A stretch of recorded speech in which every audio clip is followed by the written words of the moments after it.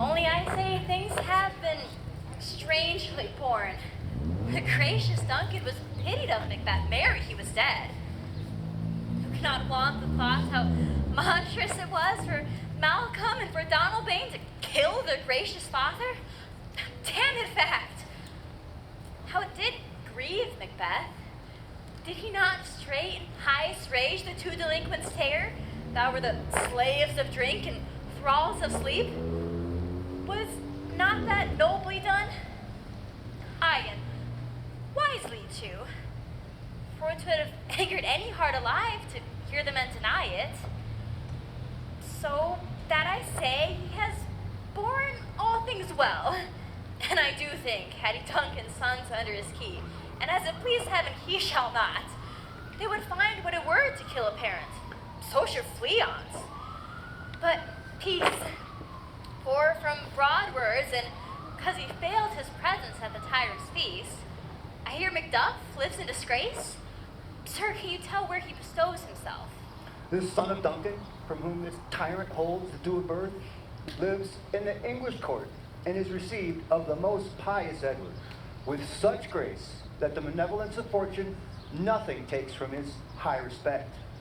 Thither Macduff is gone to pray, the holy king upon his aid, to wake Northumberland and warlike Cyward, that with the help of these, and him above to ratify the work, we may again give meat to our tables, sleep to our nights, free from our feasts and banquets, bloody knives, do faithful homage, and receive free honors, all which we pine for now.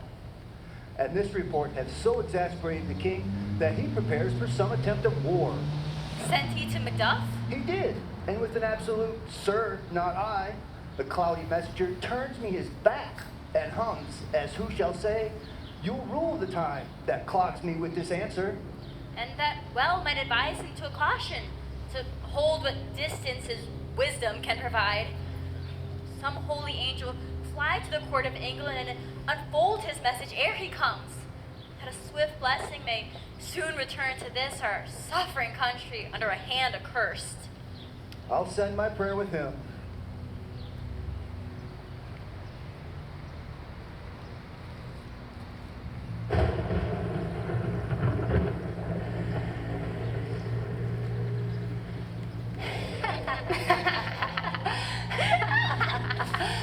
Thrice the brinded cat hath mewed, thrice and once the hedge pig whined. The harpier cries, "'Tis time, 'tis time."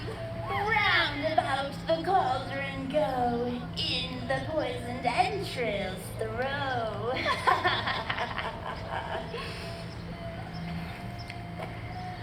Toad that under codes, stout days and nights has 31.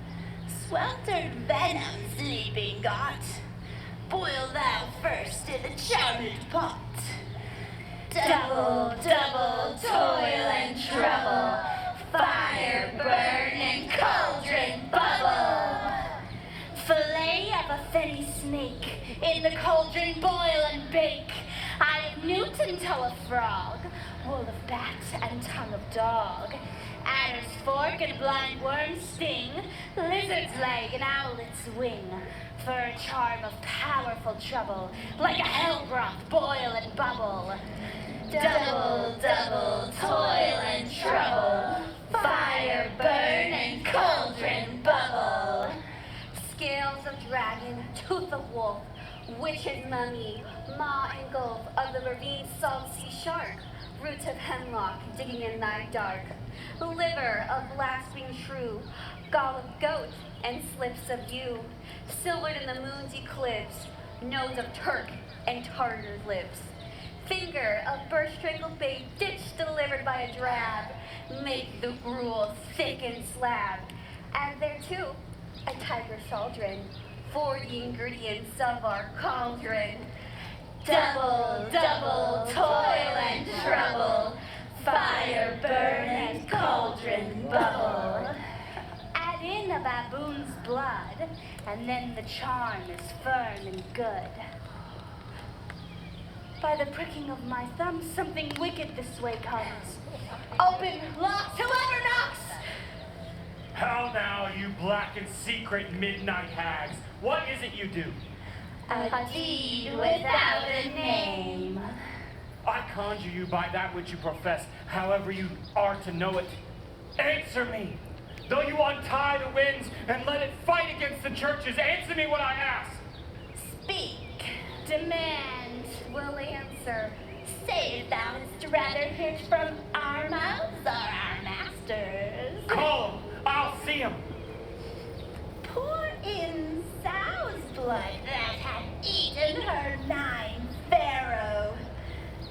Grease that sweated from the murderer's gibbet thrown into the flame. Come high or low, thyself and office damply show. Oh, thou unknown power! He knows thy thoughts. Hear his speech, but see thou not. Macbeth! Macbeth! Macbeth! Beware Macduff! Beware the Thane of Fife! Dismiss me! Enough! Oh, whatever thou art, for thy good caution, thanks, thou hast harped my fear. But one word more! He will not be commanded. Here's another more potent than the first. Macbeth! Macbeth! Macbeth! Had I 3 ears, I'd hear thee. Be bloody, bold, and resolute. Laugh to scorn the powers of man, for none of woman born shall harm Macbeth. Huh. Then live, Macduff, for what need I fear of thee? But I'll take assurance and make it double sure. Thou shalt not live, that I may tell pale-hearted fear, it lies, and sleep in spite of thunder. Oh, what is this that rises like the issue of a king, and around its baby brow wears the rounded top of sovereignty? Listen, but speak not to it. Be lion-mettled, proud, and take no care who chafes, who frets, or where conspirers are. Macbeth shall never vanquished be, until great Burnham Wood to Dunsinane Hill shall come against him. That shall never be! For who can impress the forest, bid the tree unbind its earthbound root?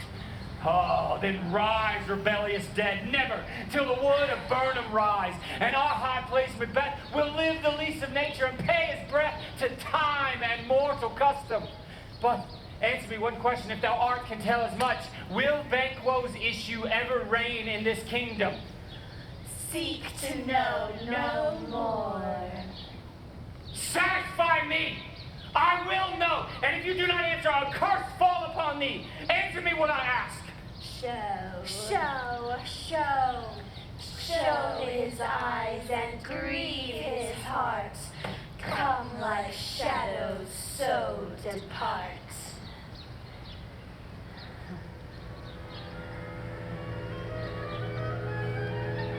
Oh, thou art too much like the issue of Banquo. Down! Thy crown does sear mine eyeballs, and thy hair. Ah! The second is like the first, and the third like the former. Filthy hag, why do you show me this? Oh, and a fourth! Stark eyes. What? Will the line reach out to the crack of doom? Another. A seventh! No, I'll see no more. Oh, and yet an eighth appears. Who bears a glass? And in it, I see many more.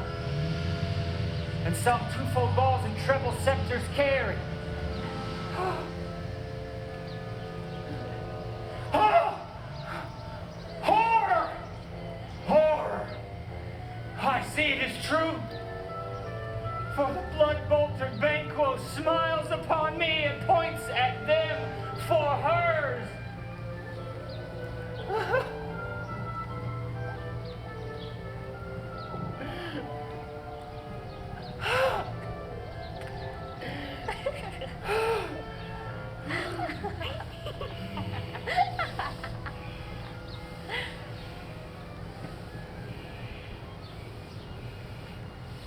this true, what I see?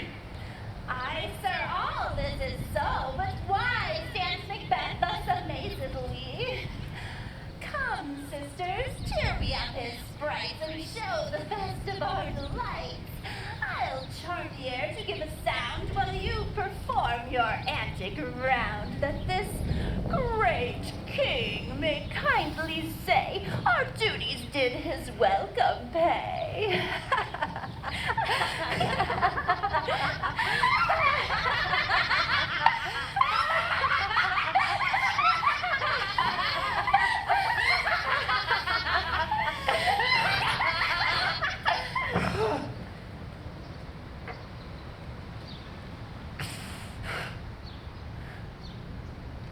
What? Gone? Where? Oh. Let this pernicious hour stand in the calendar accursed.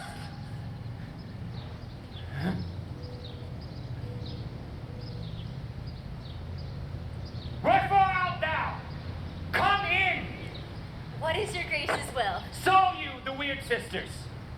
No, my lord. Came they not by you? No, indeed, my lord. Pernicious. The air is infected whereon they ride. And he be damned who do believe them. I heard a galloping. Who is it comes? 'Tis 2 or 3, my lord, that bring you word Macduff is fled to England. Fled to England. Aye, my good lord. Time. Thou anticipatest my dread exploits, and never is the flighty purpose o'ertook unless the deed go with it. From this moment on, the very firstlings of my heart will be the firstlings of my hand. And even now, to crown my thoughts with axe, I will. The castle of Macduff seize.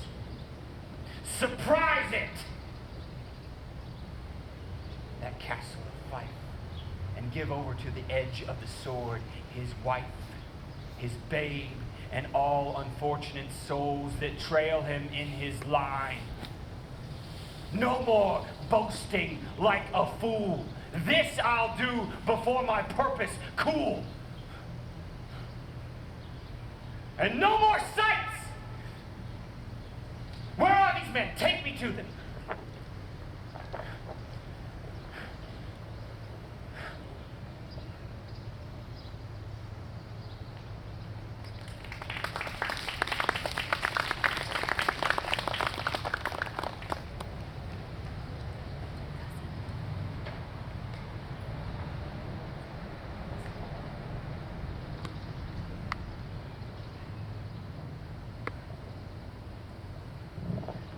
But what had he done to make him fly the land?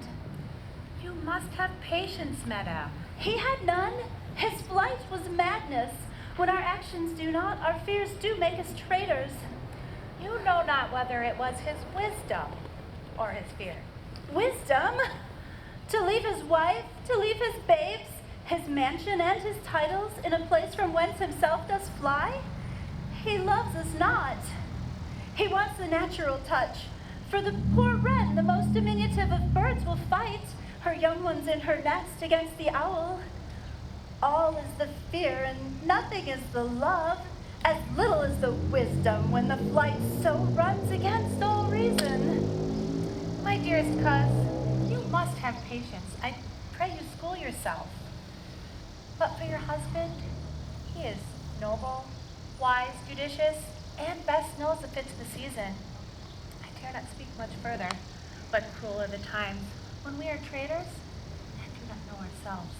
When we hold removed from what we fear, yet know not what we fear, but float upon a wild and violent sea, each way and none.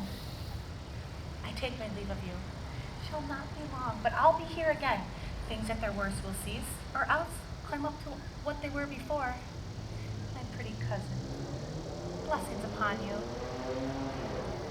Fathered he is, and yet he's fatherless. being so much a fool. Should I stay longer? It would be my disgrace and your discomfort. I take my leave at once.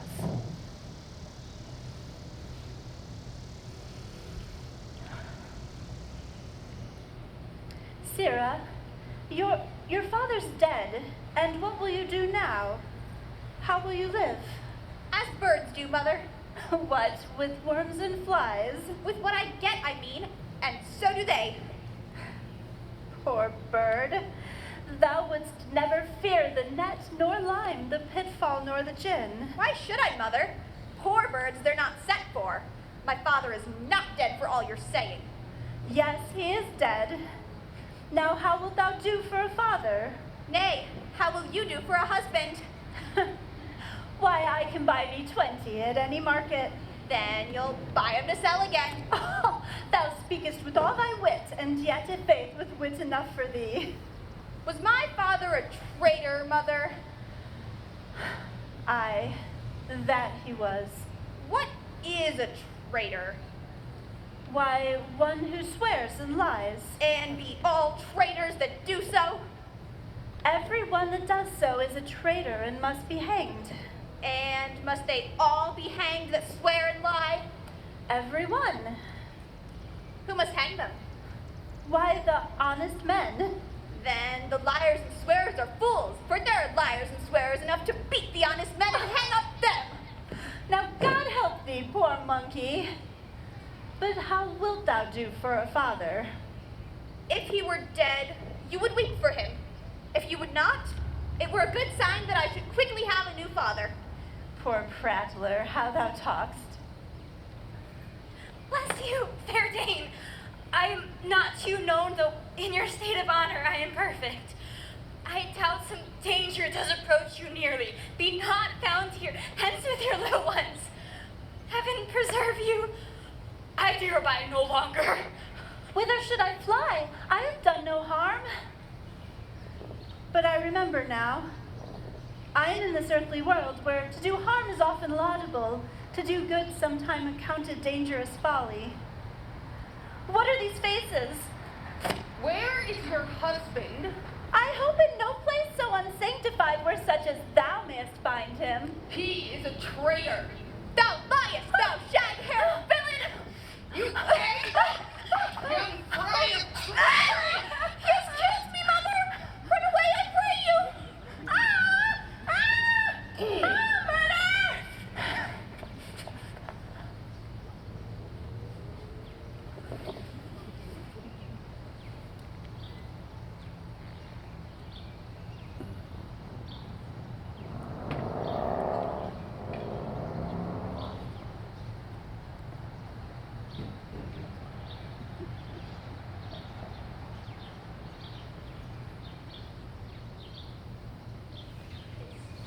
Tyrant, whose soul named blisters our tongues, was once thought honest. You have loved him well. He hath not hurt you yet. I am young, but something you may deserve of him through me, and wisdom to offer up a weak, poor, innocent lamb to appease an angry God. I am not treacherous. But Macbeth is. A good and virtuous nature may recoil in an imperial charge. But I shall crave your pardon. That which you are, my thoughts cannot transpose. Angels are bright still, though the brightest fell. Though all things foul should wear the brows of grace, yet grace must still look so. I have lost my hopes. Perchance even there where I did find my doubts. Why in that rawness left you wife and child, those precious motives, those strong knots of love without leave-taking? I pray you, let not my jealousies be your dishonors, but mine own safeties. You may be rightly just, whatever I shall think. Fare thee well, Lord. I would not be the villain that thou thinkst for the whole space within the tyrant's grasp and the rich east to boot. Be not offended, I speak not as an absolute fear of you. I think our country sinks beneath the yoke. It weeps, it bleeds, and each new day a gash is added to her wounds. I think with all there would be hands uplifted in my right, and from gracious England have I offer of goodly thousands. But for all this, when I shall tread upon the tyrant's head or wear it on my sword, yet my country shall have more vices than it had before, more suffer and more sundry ways than ever by him that shall succeed. Well, but who should he be? Not in the legions of horrid hell, king of a devil more damned and evil than the top Macbeth.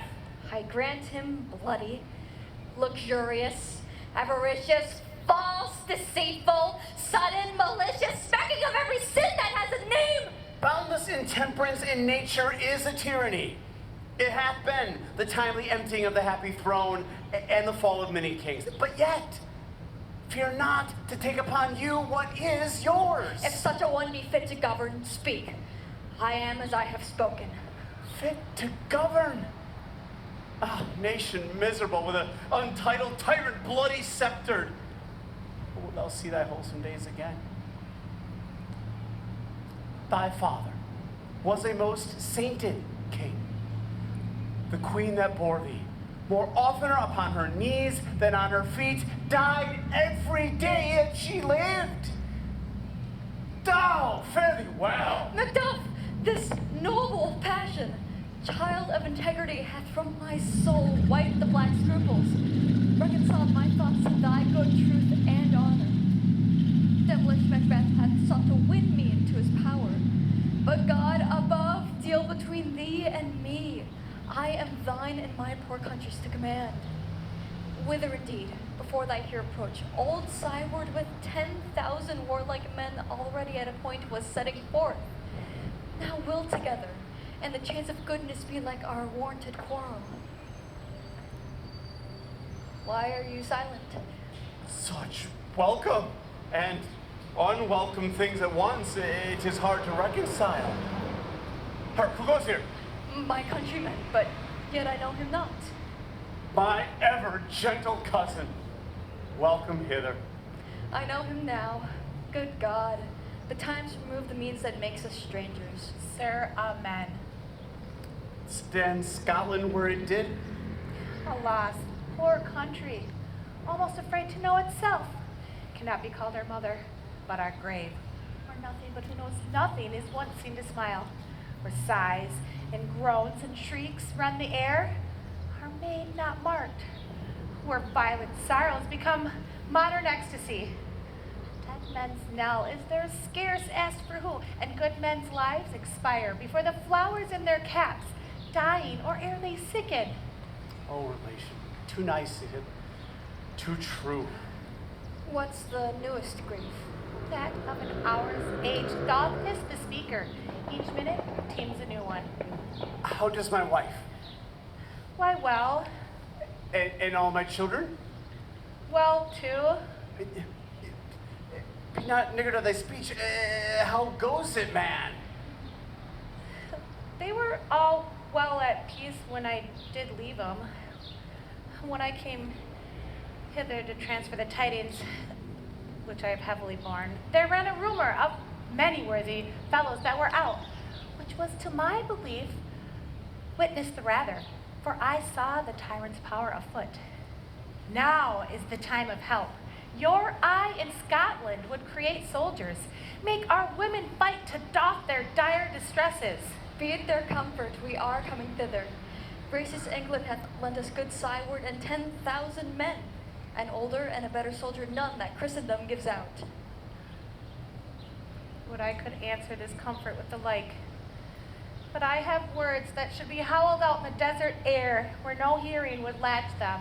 What concern they? The general cause, or is it a fee grief due to some single breast? No mind that's honest in it, but shares some woe. Though the main part pertains to you alone. If it be mine, keep it not from me quickly, let me have it. Let not your ears despise my tongue forever, which shall possess them with the happiest words that ever yet they heard. I guess at it. Your castle is surprised. Your wife and babes savagely slaughtered. To relate the manner on the quarry of these murdered deer, to add the death of you. Merciful heaven.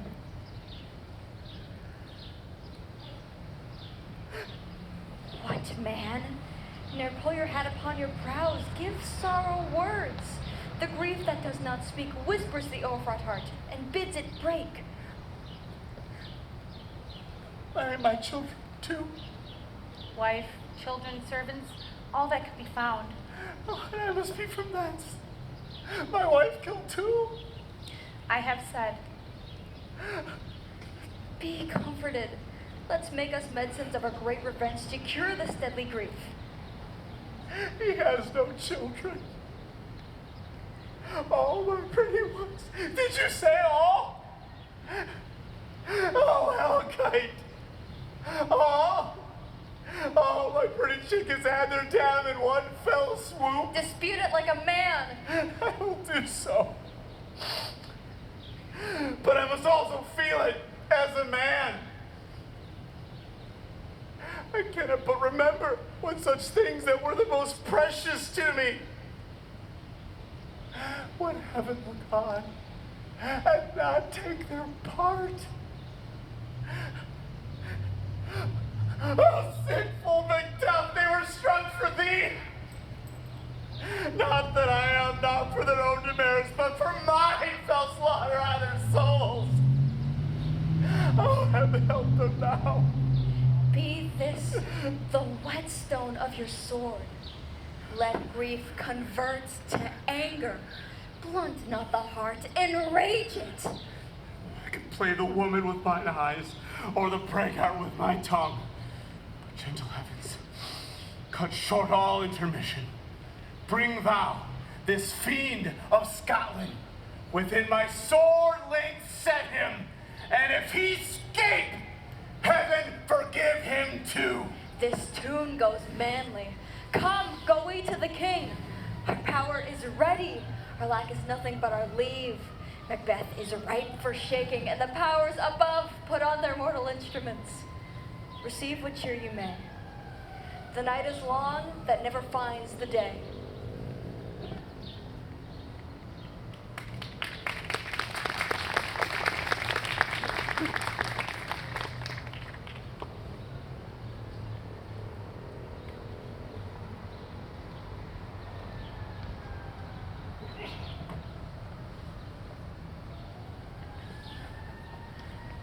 I have for 2 nights watched with you, but can perceive no truth in your report.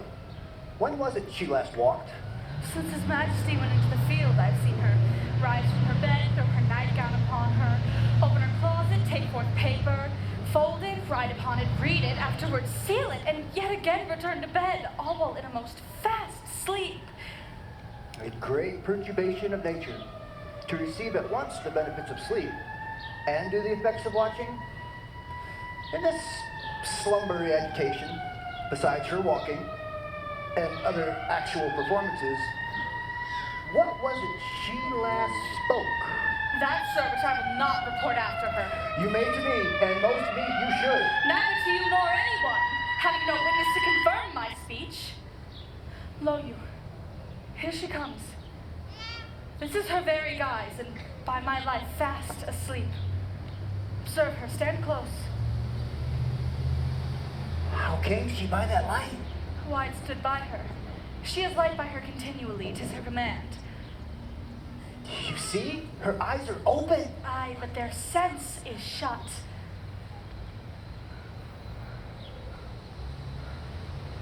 What is it she does now?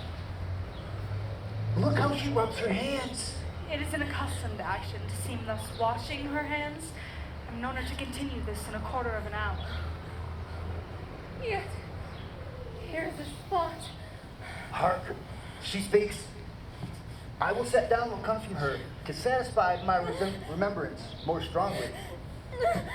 Out! Damn this spot! Out, I say! 1, 2.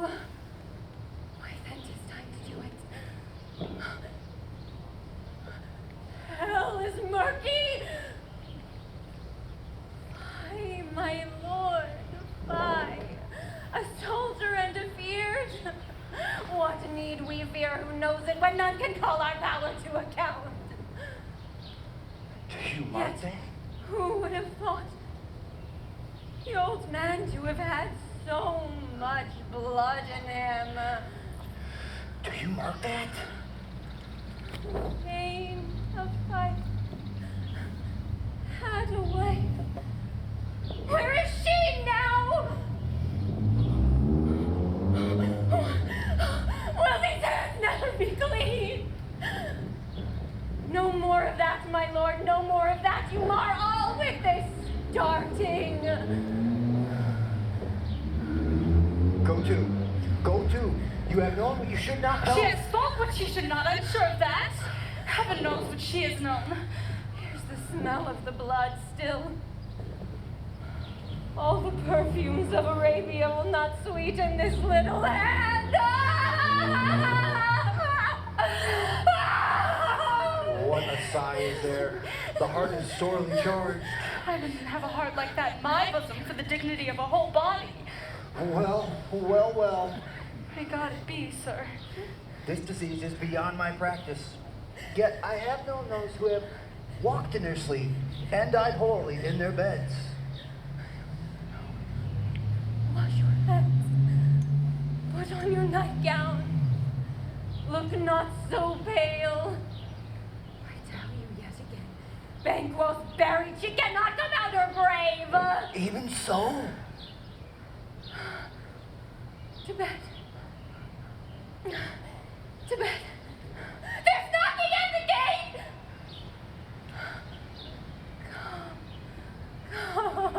Come. Give me your hand. What's done cannot be undone. To bed. To bed.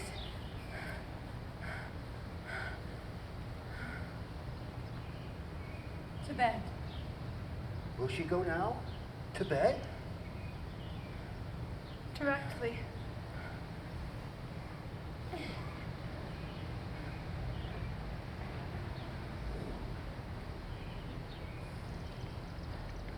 Foul whisperings are abroad. Unnatural deeds do breed unnatural troubles. Infected minds to their death pillow will discharge their secrets. More needs she the divine than the physician. God, forgive us all. Look after her. Keep from her the means of all annoyance, and still keep eyes upon her. So good night. She has mated my mind and amazed my sight. I think, but dare not speak. Good night, good doctor.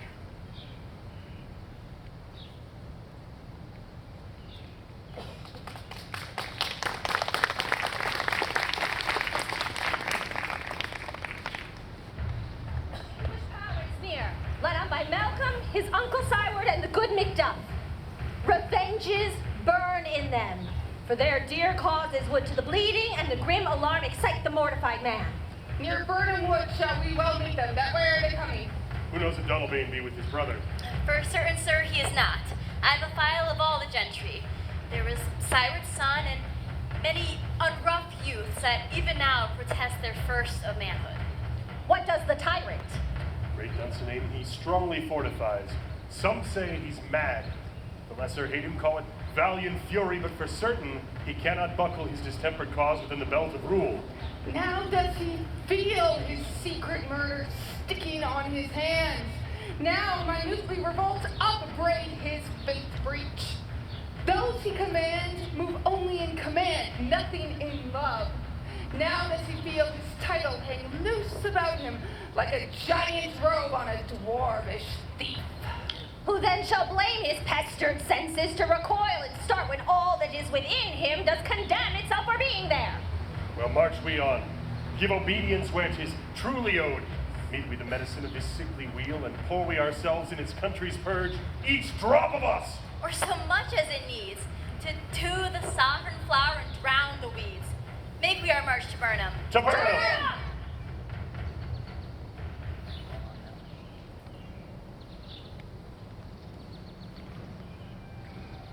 Bring me no more reports. Let them fly all. For I cannot taint with fear till Burnham Wood do come to Dunsinane. What's the boy Malcolm? Was he not born of woman? For those who know all mortal consequence have pronounced me thus, fear not, Macbeth. For no man born of woman shall ever have power upon thee. Then fly, false thanes, and mingle with the English epicures. The mind I sway by and the heart I bear shall never sag with doubt, nor shake with fear. Ha! Where gottest thou that goose look? There are 10,000 Geese? Villain? soldiers, sir. Go, prick thy face and o'erred thy fear. What soldiers patch? Deck to thy soul those linen cheeks of thine are counselors to fear. What soldiers, Wayface? The British force, so please you. Get thy face hence.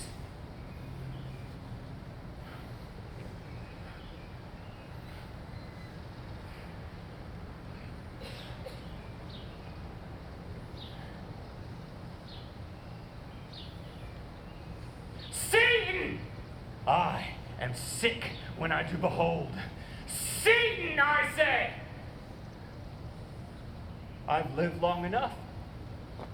My way of life has fallen into the sear, the yellow leaf, and that which should accompany old age, as honor, obedience, love, and troops of friends. I should not look to have, but in their stead, curses, not loud, but deep, and mouth honor, and breath, which the poor heart would fain deny, but dare not. Satan, I say! What is your gracious pleasure? What news more? All is confirmed, my lord, which was reported. A fight, till from my bones my flesh be hacked. Bring me my armor. 'Tis not yet needed. I'll put it on! And send out more horses, scur the country round, hang those that talk of fear. How goes thy patient, doctor? Not so sick, my lord, as she's overcome with thick coming fancies that keep her from rest. Well, cure her of that. Canst thou not minister to a mind diseased? Pluck from the memory a rooted sorrow, raise out the written troubles of the brain, and with some sweet oblivious antidote, cure and cleanse that stuffed bosom with the perilous stuff that weighs upon the heart. Therein the patient must minister to herself. Throw physic to the dogs, I'll none of it. See! Come! Give me my armor. Give me my sword. Doctor, dispatch. Doctor, the thanes fly from... Sir, come! Dispatch! Canst thou not, doctor, minister to my land, cast out the waters and find its sickly nature, and cure it? Oh, couldst thou, I would applaud thee to the very echo that should applaud again. Take it off. What senna, rhubarb, or purgative drug hast thou heard that could cleanse these English from my lands? Heard thou of them? Your royal preparation makes us hear something. Bring it after me. I will not be afraid of death and pain until Burnham Forest come to Dunsinane.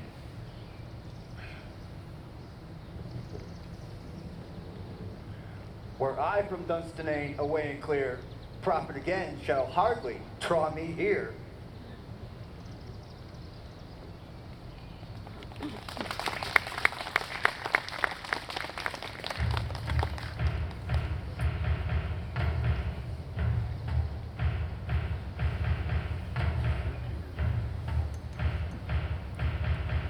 Cousins, I hope the days are near at hand that Chambers will be safe. We doubt it nothing. What wood is this before us? The wood of Burnham.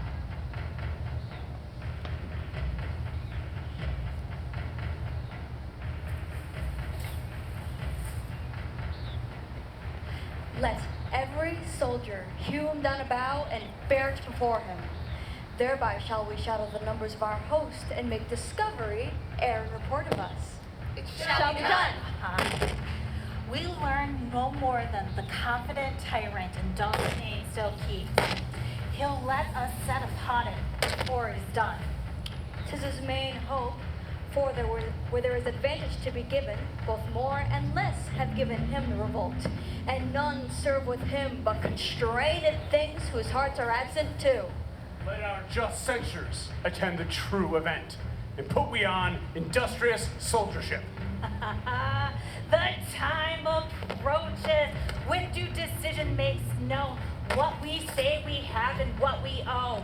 All thoughts speculative, their uncertain hopes relate, but certain strikes must issue to arbitrate the towards which advance the war. Yeah!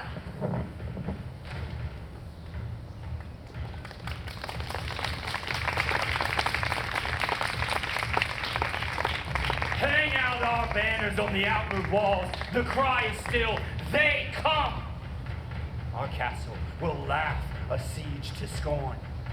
Let them lie here till famine and the ague eat them up. Were they not forced with those that should be ours, we might have met them, dare full beard to beard, and beat them backward home.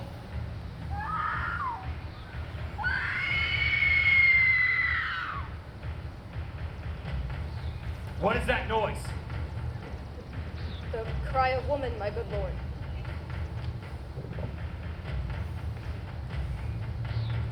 I have almost forgot the taste of fears. The time would have been with my fell of hair would have at a dismal treatise roused and stirred as if life were in it.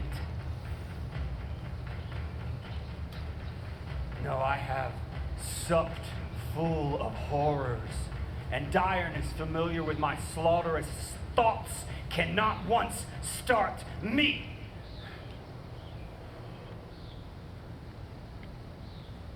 Wherefore was that cry? The queen, my lord, is dead.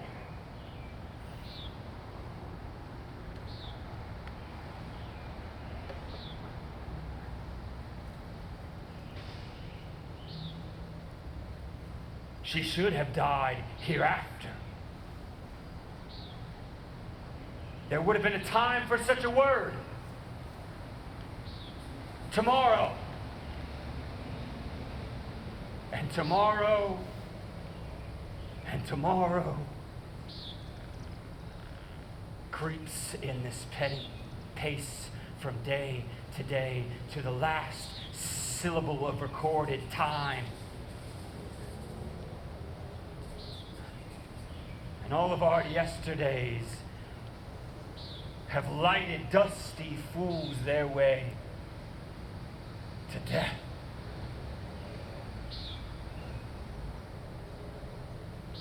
Out. Out. Brief candle. For life is but a walking shadow. A poor player who struts and fronts his hour upon the stage and then is heard from no more.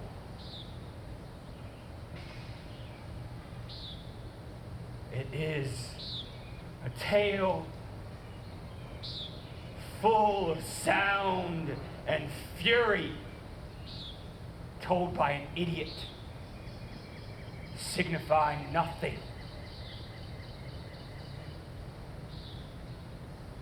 Come to use your tongue, thy story quickly. Gracious my lord, I should report that which I say I saw, but not know how to do it. Well, say, sir! As I did stand my watch upon the hill, I looked toward Burnham, and now methought the wood began to move. Liar and a slave! Let me endure your wrath if it not be so. Within this 3 miles you may see it coming. I say a moving grove. If what you say is true, upon the next tree I'll hang thee till famine cling to thee. If what you say is false, I care not if you do the same for me. For I begin to start and fear the equivocation of the fiends that lie like truth. Fear not till Burnham Forest come to Dunsinane, and now a wood comes towards Dunsinane? Arm! Arm and out! For if what he avouches is so, there's no tarrying here nor flying hence. I again begin to be aweary of the sun. Would the world be not so undone? Ring the alarm bell. Come, blow, rack. If we die, at least we die with harness on our back.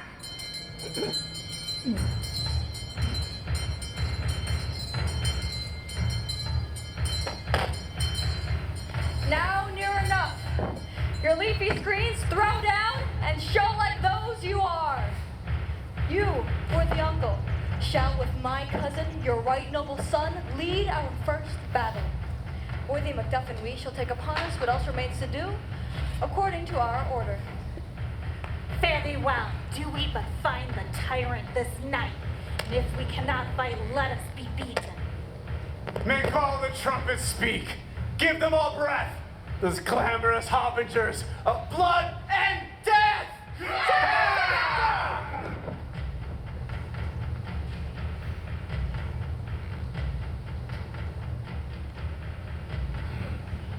They have tied me to the stake. I cannot fly.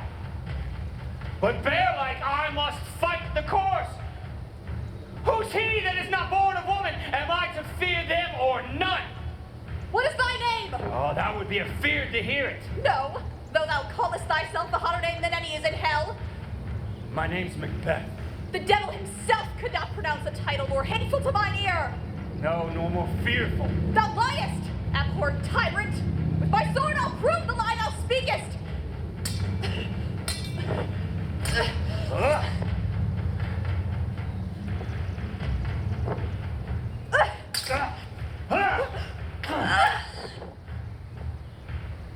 Thou wast born of woman! Swords I smile at, and weapons I laugh to scorn, brandished by those of a woman born.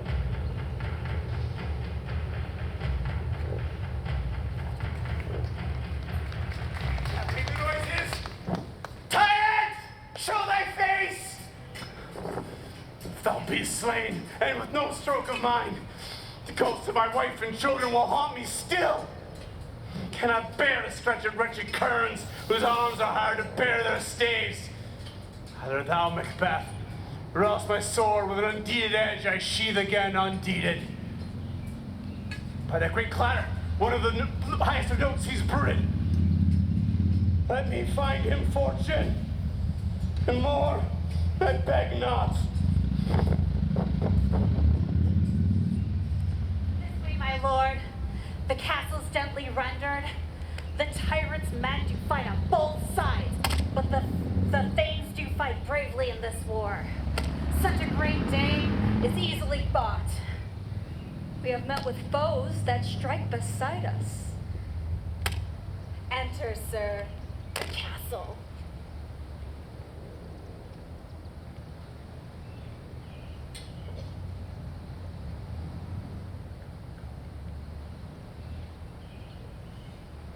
Why should I play the Roman fool and die on mine own sword? Whilst I see lives, gashes do better upon them. Turn, hellhound! Turn! Of all else I have avoided thee. Get thee gone, Macduff. My soul is too much charged with blood of thine already. I have no words. My voice is in my sword, thou bloody villain that turns can give thee out.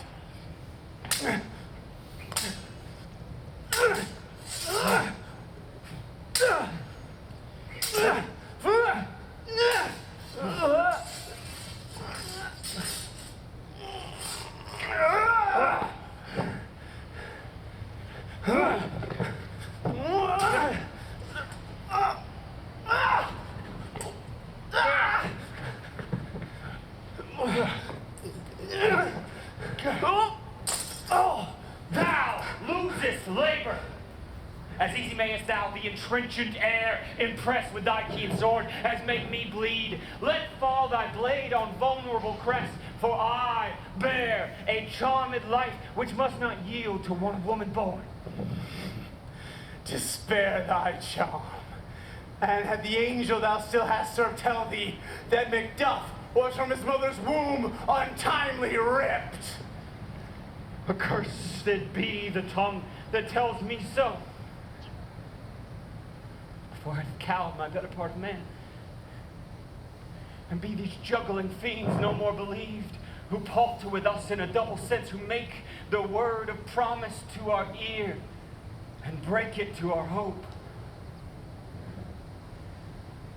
I'll not fight with thee. Then yield thee, coward, and live to be the show and gaze of the time. We'll have as our rare monsters are painted on a pole, and there under it, here you may see the tyrant. I'll not yield! To kiss the ground before young Malcolm's feet and be baited with Ravel's curse, though Burnham would do come to Dunsinane, and thou being of no woman born, I'll fight the last, and throw my warlike shield upon my life. And he be damned who first cries, "Hold, enough!"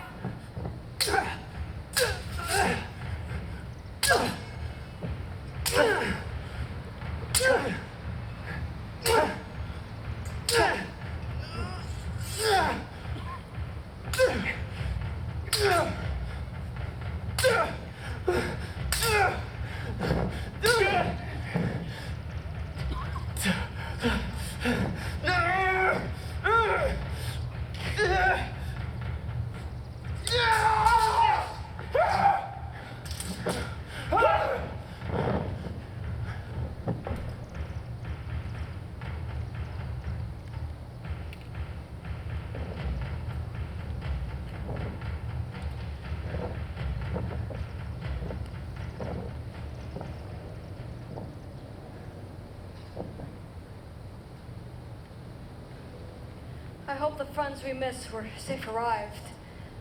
Some must go off. But by these I say, such a great day is cheaply bought. Macduff is missing, and your noble son.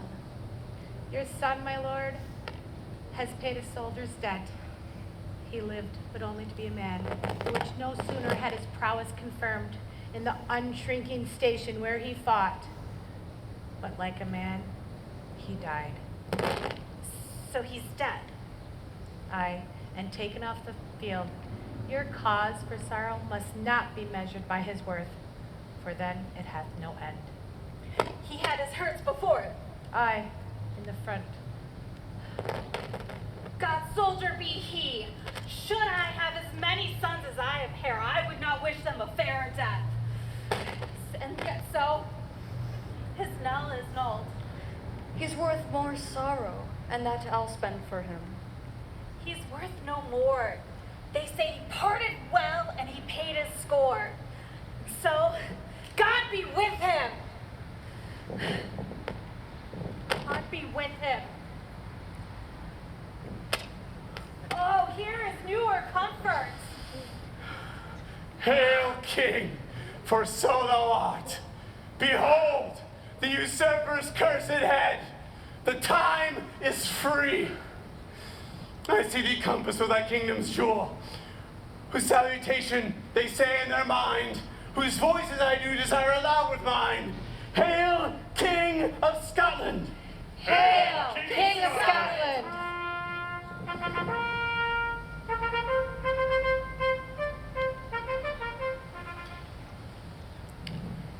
We shall not spend a large expense of time before we reckon with your several loves, and make us even with you. My thanes and kinsmen henceforth be earls, the first that ever Scotland in such an honor named. What's more to do, which will be planted newly with the time, as calling home our exiled friends abroad that fled the snares of watchful tyranny, producing forth the cruel ministers of this dead butcher and his fiend-like queen, who, as 'tis thought, by self and violent hands took off her life. This, and what needful else that calls upon us, by the grace of grace we will perform in measure, time, and place. So thanks to all, and to each one whom we invite to see us crowned at Scone.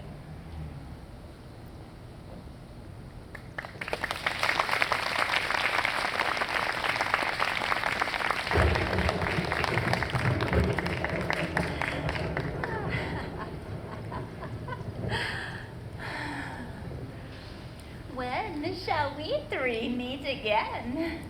In thunder, lightning, or in rain? When the hurly-burly's done, when the battle's lost and won, That will be ere the set of sun. where the blaze Upon the stump, there to meet with another.